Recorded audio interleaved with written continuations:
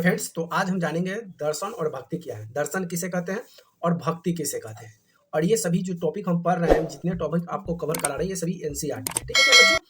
तो चलिए आज हम जानेंगे कि दर्शन क्या है, दर्शन और भक्ति है क्या। दर्शन किसे कहते हैं और भक्ति किसे कहते हैं। आप पूजा पाठ करते हैं, भगवान की उपासना भी करते हैं, भगवान की सेवा भी करते हैं। ठीक है, तो इसमें भक्ति क्या है और दर्शन क्या है, डिटेल से इसको समझ लेते हैं।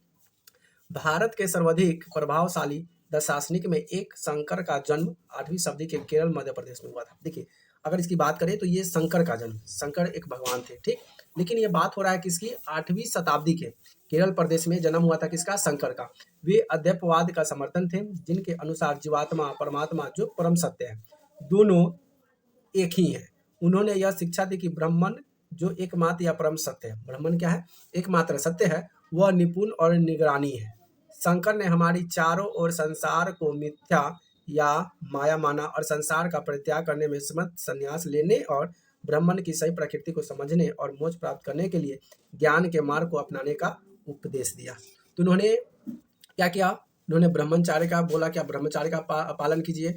उन्होंने बहुत सारे ब्रह्मचार्य का पालन किया और उन्होंने संसार के परित्याग कर दिया। त्याग करने का मतलब क्या है, मोह माया परिवार से दूर होकर एक अकेला जिंदगी प्राप्त करना। तो उन्होंने संसार को परित्याग करने के लिए सन्यासी लेने और ब्राह्मण की से प्रकृति समझने का, मोक्ष प्राप्त करने के लिए ज्ञान अपनाने का उद्देश्य दिया। कि चीज जैसे कि मान लेते हैं किसी को भगवान के प्रति श्रद्धा है, भगवान के प्रति पूजा पाठ, तो क्या करेगा, वह सन्यास बनकर और चला जाएगा पहाड़ों पर, मंदिरों में एक भगवान के जागरण कीर्तन करेगा और सन्यासी कहलाता है।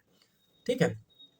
रामानुज 11वीं शताब्दी के तमिलनाडु में पैदा हुए थे। अब ये रामानुज कौन थे, ये संत थे जो कि 11वीं शताब्दी में तमिलनाडु में पैदा हुए थे। वे विष्णु भक्त अलवर संतों से बहुत प्रभावित थे। अलवर का जो संत था,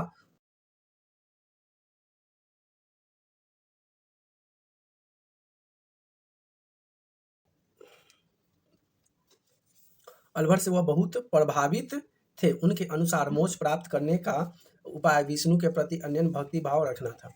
भगवान विष्णु की कृपा दृष्टि भक्त उनके साथ एकाएक होने का परमानंद प्राप्त कर सकता है। रामानुज के विशिष्ट दंत और सिद्धांत के प्रतिपादित किया, जिसके अनुसार आत्मा परमात्मा से जुड़ने के बाद भी अपनी अलग सत्ता बनाए रखी। क्या है, अपनी अलग सत्ता बनाए रखी।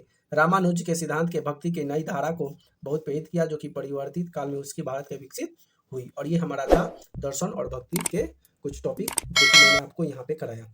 तो वीडियो को लाइक जरूर कर दीजिएगा, चैनल को सब्सक्राइब नहीं किया था चैनल को सब्सक्राइब जरूर कर दीजिएगा। वीडियो देखने के लिए बहुत बहुत धन्यवाद, थैंक यू सो मच। फिर मिलते हैं अगले वीडियो में।